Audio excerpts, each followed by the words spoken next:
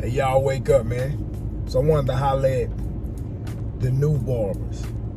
People that's thinking about being barbers, the barbers that's just getting into barber college or just getting in the game. You're looking at a barber that's been cutting hair for 10 years now. You're looking at a barber that then achieved 6 figures from behind a chair, right? You're looking at a barber that then probably seen every situation as far as clientele and in the shop. You're looking at an experienced barber, right? I want you to understand something. You signed up to be a barber, right? You want to be a barber. That is an entry into the service industry. Understand that. Hospitality, semi-hospitality, mostly service industry, right? Understand that that's what you're entering. That means that you're gonna be dealing with people. If you're not a people person, this is not for you. But understand, if you getting in this industry, it's a service industry, meaning your interaction with people is how you make money, right? You're giving people a service, right? So with that being said, you got to understand this. Barbers barbers charge for their time. That means that their time is worth money. Right now, you just beginning. Your time ain't worth shit. That's just being real. But it's gonna be worth something. The moment you pick up those clippers and you start learning how to cut, your time starts to gain value. And the longer you do it, the more value it gains. With that being said, do not expect to come out barber college or even during barber college and come out here charging all this money for haircuts. You understand? First of all, finish barber college.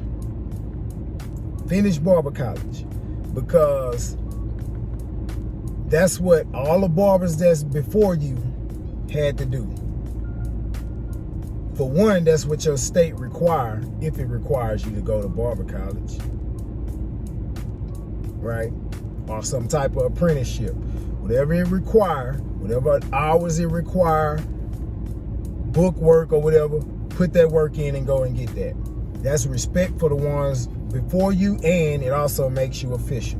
Doctors had to get theirs, dentists had to get theirs, barbers, which was the first doctors, had to get theirs. So get ready to cut some free heads for however many hours they require in your state to get your barber license. Get that barber license, right? Do not discredit what barbers had to go through before you. You feel what I'm saying? This ain't no old barber hating or nothing like that.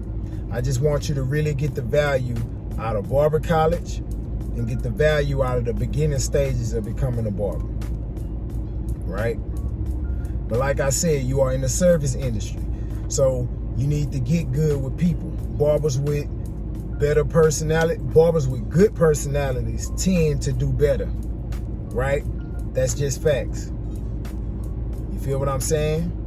Learn how to be interested in people, how to have a conversation, how to learn, about people, how to actually, extract what people are into, extract the value out of people, get ready to make some connections, right? If you get in this industry and all you're thinking about is the money, you'll do all type of things for the money. People actually do all type of crazy shit for money. So if you just getting in it for the money, it's not gonna work out for you, right? because it'll never be good enough. If you are an artist, you good with people, you like practical work, it's probably a good industry for you, right? You like to make people feel good. You understand? And if you discredit that, if you don't take that serious, then if you discredit that and you don't take it serious, then you probably are gonna have a rough career. You feel what I'm saying? But as you enter barber college, please be prepared to cut a lot of heads. Please. For free. When you're in barber college, people come through that door, they sign a waiver saying, I know I'm getting my hair cut by a student. And when they sign that waiver, it should take away all fear of you fucking up. Just go in. Keep those cuts under 30 minutes. Get them in and out. You'll fix what you fucked up on the next time. And I say keep those cuts under 30 minutes because that's going to be valuable. It's going to be the difference between you and other barbers and the money you make, right? When those people come through that door in that barber college, you should lose all fear of any strategy that you trying to try out. Try it out. They signed a waiver, right? They can't complain about their haircut because they signed a waiver. They're getting a cheap cut at a barber college. They signed a waiver saying I'm getting cut by a student. So just go in. And over time, your skill will get up. Because one thing that messes a lot of barbers up is fear. They leave hard lines in people's hair, right? They do a lot of things. They nervous during the cut, all that because of fear. Those people sign waivers when they come into that barber college to get their hair cut. That's why you cannot discredit this part of your barber career, the beginning, the part when you're in barber college, because this is when you have the freedom. Because once you get in a barber shop, how you do people's hair, and how well you do will determine if you're gonna be able to put food on your table. With that being said, I ain't gonna try to talk too much, but with that being said, as far as putting food on your table, you got different kind of barbers. You got barbers that do it for the gram. You got barbers that go to the shop and just sit there and may cut a few heads here and there just so their significant other at home won't say they ain't doing nothing, or just so they can prove to their family that they just doing something. They ain't really taking it serious. You got your barbers that want to get in the game and go be an instructor just to have a level of authority. And that's okay if that's what you're trying to do. But you have a barber that cuts hair to put food on the table. A barber that cuts hair to put food on the table, to feed your kids, to pay your bills, to actually grow and have some type of generational wealth or whatnot. But ultimately, to put food on the table, it's a different type of barber. In my opinion, it's the best type of barber, because you gonna be good. You gonna treat people right if it determines if you gonna eat or not, or if your family gonna eat or not. You gonna treat people right if it determines if your lights and your water be cut on or off, right? You gonna be good to people. You gonna improve your skills, and you gonna be attentive to all aspects of the game and what it takes to retain clients and be better at haircuts and shop environment. You're going to improve on all of that when it determines your quality of life, when it determines if your kids or your family going to eat or not. You feel what I'm saying? You got some barbers out here that troll the game. They just want to talk. They want to talk about the game. They want to spray and all this shit to blow up on YouTube or all that. And what that ends up doing, it gives an ingenuine approach, but that's some other stuff, right? That's some other stuff. But you have your barber that cuts hair to put food on the table.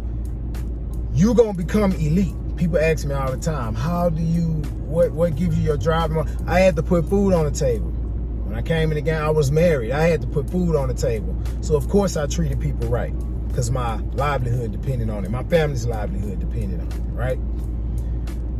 And I said all that to say that barbers who put food on the table tend to come out better as well. I would prefer that you go in with the expectations of doing this to put food on your table. It's gonna give you a different drive, a different hustle, right? It's gonna give you a different respect for the game, right? Understand that when you pick up those clippers, you are constantly improving. Do not expect to get into this game and be the best. Do not get caught up in social media. Barbers post a lot of haircuts because the person may be lighter tone with a darker tone hair and a certain type of hair texture that pops on camera. And they do that all down their timeline. You gonna go on there thinking that every cut that comes in your chair is supposed to look like that. Not possible. They're not gonna show the people who with receding hairlines, with big foreheads like mine, right? They're not gonna show you the people with Kevin Durant hair that they cut. And they may do a decent job on them as best as they can get, but they're not gonna post those. So some of these posts you're seeing, if you get caught up in that, you'll get discouraged. You're starting from the bottom. Improve each cut. Get it done. Focus on your timing. Focus on being sanitary, your professionalism, and your ability to get along with people and extract information out of people that will help you build a relationship with that person. Because you're looking at it for the long haul, right? You want to make this amount this year, then make this amount next year, and then make that amount that year, or however many years in between, but you want to constantly progress. If you want to do that, you got to lock clients in, right? You don't want to keep switching up clients all the time, switching shops all the time. When you graduate barber college, find you a good shop environment, right? Something that fits you. I don't know what you like, but whatever fits you, get into that environment, target you a certain type of clientele, dress like they like it, have your environment like they like it, from the colors or whatever. Have your appointments or no appointments or whatever. Do everything that to that client's likeness, to that type of client's likeness. Target those people, market to those people, fill your schedule up with those people. You will love your career and you'll like how things are going, and you're gonna make money, you're gonna be successful. But understand that it takes time. If you're not patient, this ain't for you. You got to be patient with kids. You got to be patient with unsatisfied clients, right? Understand that barbers can do well. You can make great money. Feel what I'm saying? It's not all about the money, but you can make great money. You can do well. You can live a good life, right? It's going to require you to actively pursue a certain type of barber career, right? See what I'm saying? Please don't get into this game just for the money. Please don't get into this game just for the followers.